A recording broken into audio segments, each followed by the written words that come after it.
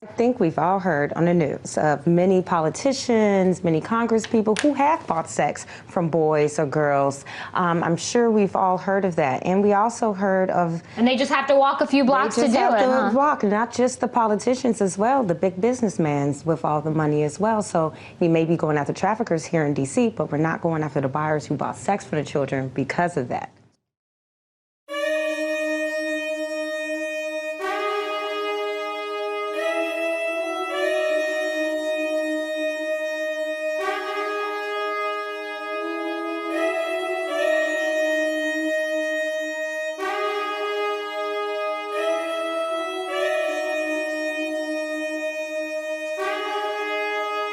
At what point did you wake up and say that I no longer want to be this way, that I have to change?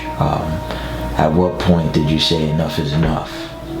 Yeah, I think that with any change in anyone's life, it is never the one thing that makes you want change. I wish it was that simple, right? It's like the 587 things. The problem is this: how do you know how to change that?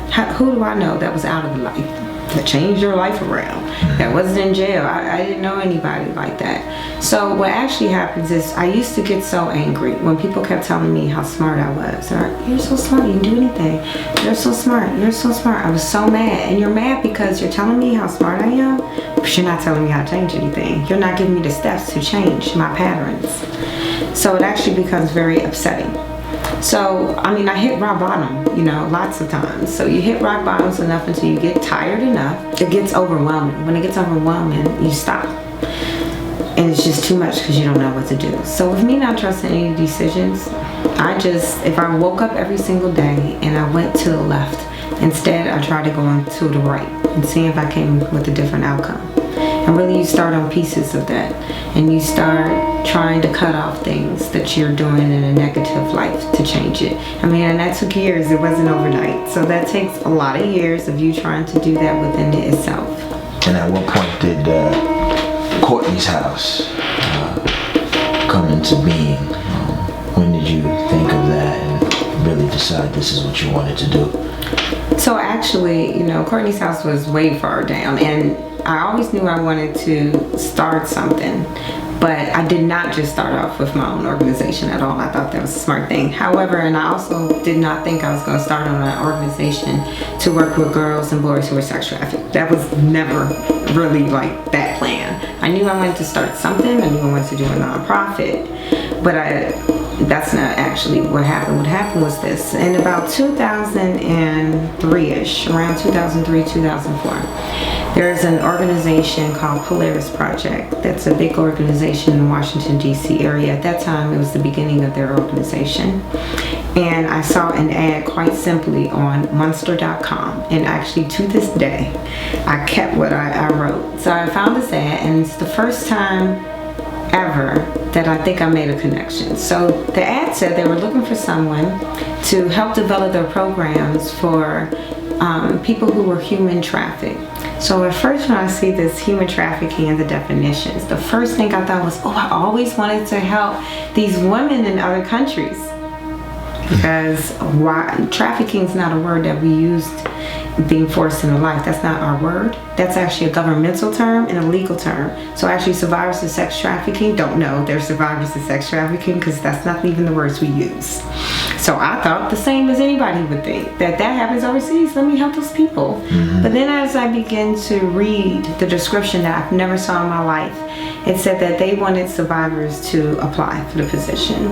And then they wrote down, if you were under the age of 18 and you were ever, it said commercial sex industry, and then it put highlight, which means if you ever worked in strip clubs underage. I'm like, okay. If you were ever with various gangs and had to do something, I'm like, okay. And then it said something, then it said pimps. If you ever had a pimp, I'm like, is this real? Did they really say that? That means you're a victim. So like, people want you? Like, wait a minute. And I couldn't believe it. So for the first time ever, I'm like answering this ad, applying, putting my resume in, and then I took the piece out that it said pimp. I cut and pasted and I put it into mine, and I say, you know, these things happen to me. In 15 minutes, The founder at the time called me and he asked me to come in for an interview. So when I came in, it was not an easy interview process. It's actually a 4-tier interview process. And one of it was starting up a street outreach program. And I just kind of put everything down. And that's my first position that I got inside the anti-trafficking realm. I worked there from 2003 to 2007. And then basically I burned out. And I burned out because I have 2 kids. I'm a single parent. I took care of my mom, who both her legs was amputated. I worked 90 hours a week. I ran the emergency housing, the hotline, and the drop-in center and street outreach program. What does a child sex slave victim look like? They look like you did when you were a child. They look like your children.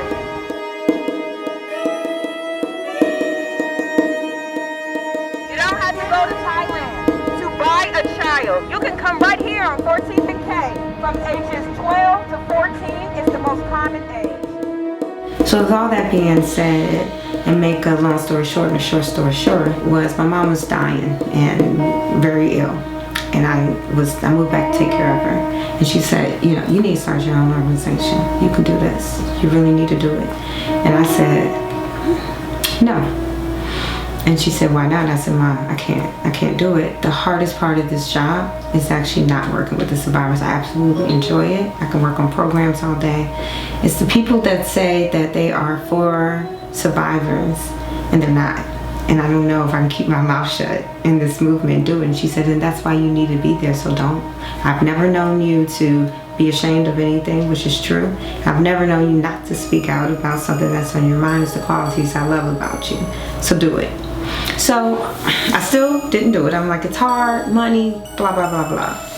So beginning right towards she died the last few months, there was this foundation that approached me. And the foundation approached me because they funded the programs when I was at the other organization. They funded those programs. And they said, hey, we're getting ready to open up a grant series and you should apply. And I'm looking at them like, I should apply. They're like, yes, you should apply for it if you're starting your own organization. And matter of fact, we'll help you write it. So I'm like, oh. So I tell my mom, she's like, that's because you're supposed to do it. Well, I thought about it. I'm like, I'm not sure. Okay. So basically, before I really kind of had everything started up, my mom died in 2008. And right when I was trying to do the paperwork, come up with a name and what we were doing and going ahead and starting it out, I did a speaking engagement maybe 2 days before my mom died. And my mom was like, you need to go do it. And I went and I did it, and it was at this church. It was a woman pastor who was newly there. She came to me and said, I don't know if this is enough, but we have a small space that you can use as a drop-in center. So I'm like, maybe I am supposed to do this. And I was truly excited about it. My mom passed, and in the will, she left me seed money to start up Courtney's house. And then she named it. Shay's Place was the group home that we were going to open. And then Courtney's house. And so Courtney's house is the name of my youngest daughter, and Shay's Place, Shanae, is my oldest daughter. But that's not the real reason she thought of the names. The real reason we thought of the names is this: so it can have a name and sound like a friend's house, and you can talk about it in front of people, and there's no stigma because it sounds like you're going to your friend's house. And so that's the true beginning of Courtney's house. August 2008 is when we started. Hello. I'm Tina Front, the founder and executive director of Courtney's House. Courtney's House is an organization dedicated to ending sex trafficking and helping its victims to recover their lives. This man that coerced you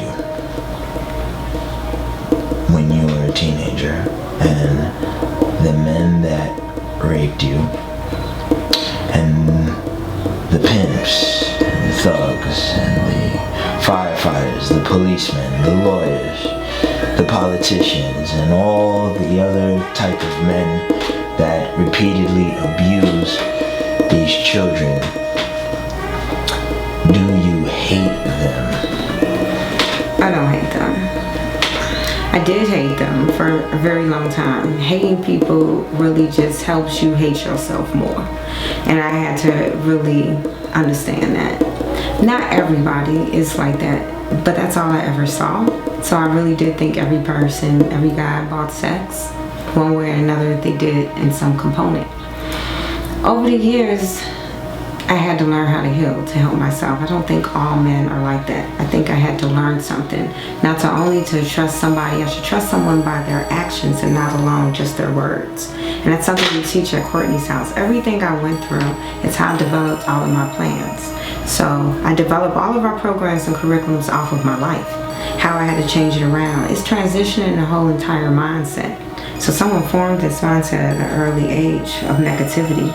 And I had to learn that not the whole world is full of negativity, but there are negative people. I don't hate everyone at all. Do I love pimps? Do I love buyers? Of course not. Not at all. That's not my mission.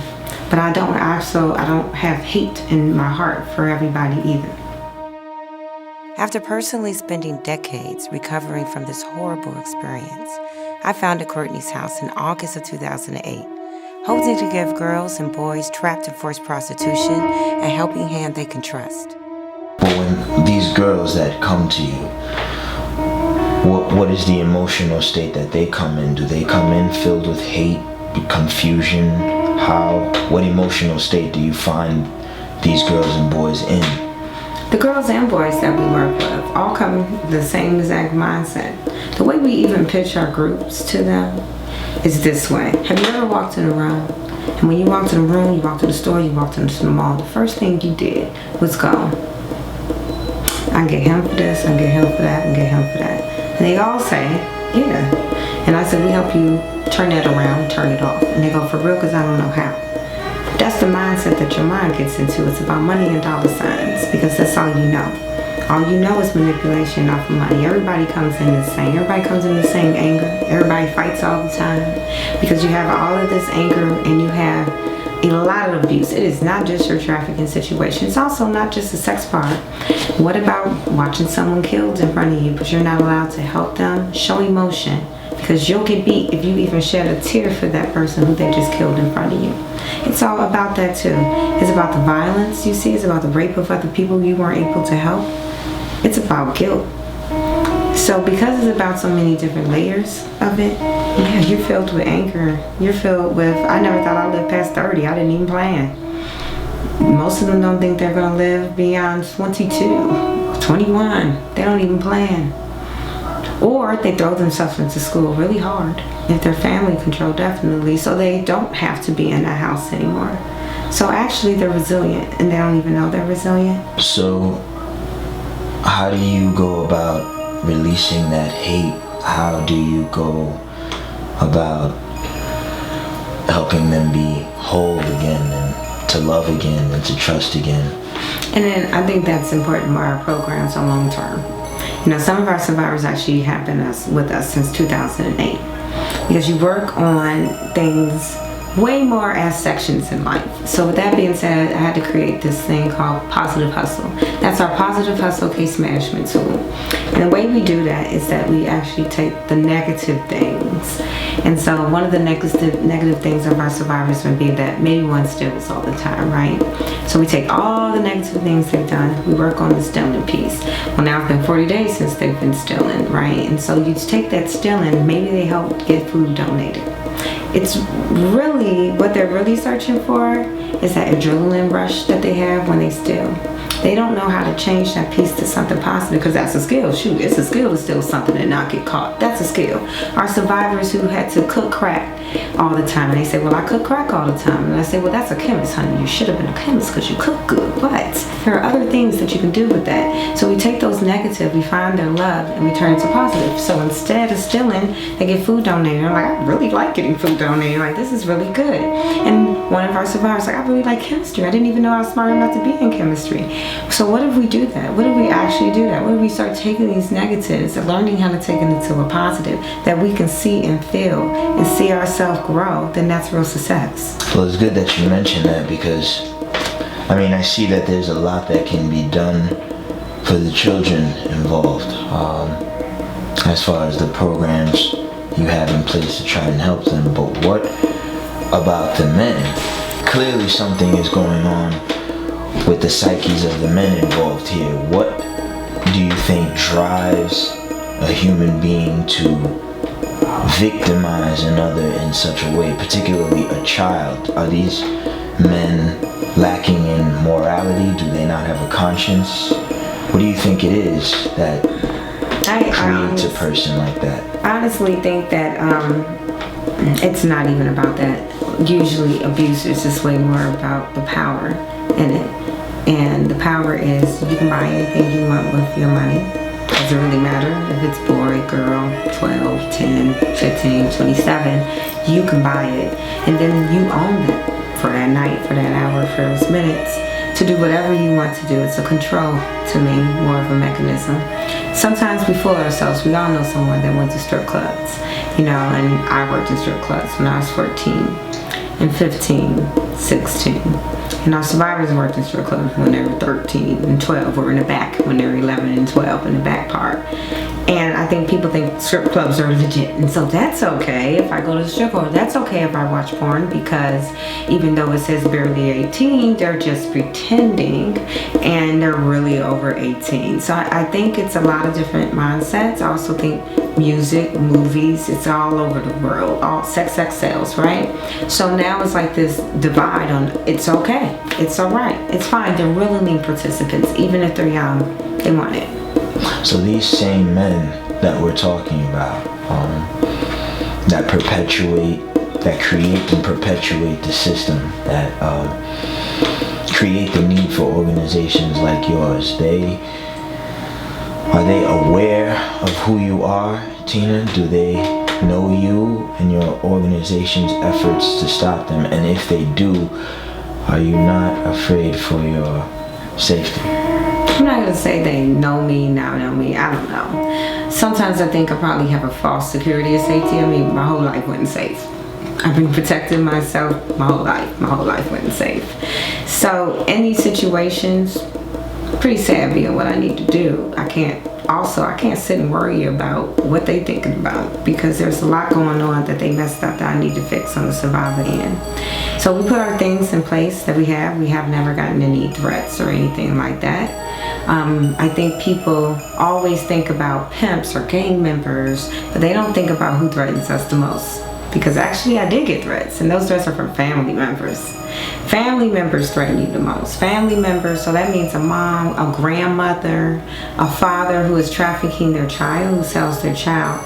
First they're all sad, and it's the child's fault, and then the anger, and then I'm gonna sue you, I'm gonna kill you, then I'm angry, because you're taking away not only their child, but their money.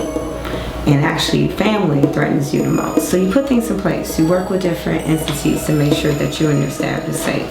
Will there ever be a day where organizations like Courtney's House are no longer needed? Can you? I pray for that. Yeah. Envision such a future? I pray for that. I pray for it. I hope it is a day. I think that's not going to happen in the next 20 years. Maybe it will. And I say that because there are already so many survivors out there that we don't know about that need services, both from the boy and girl part. They're already out there. So maybe in the next 20, but if we don't go after the demand, the man who buys sex, this is just going to keep happening. Without supply, there'll be no demand. So you can get pimps all day long. That's great.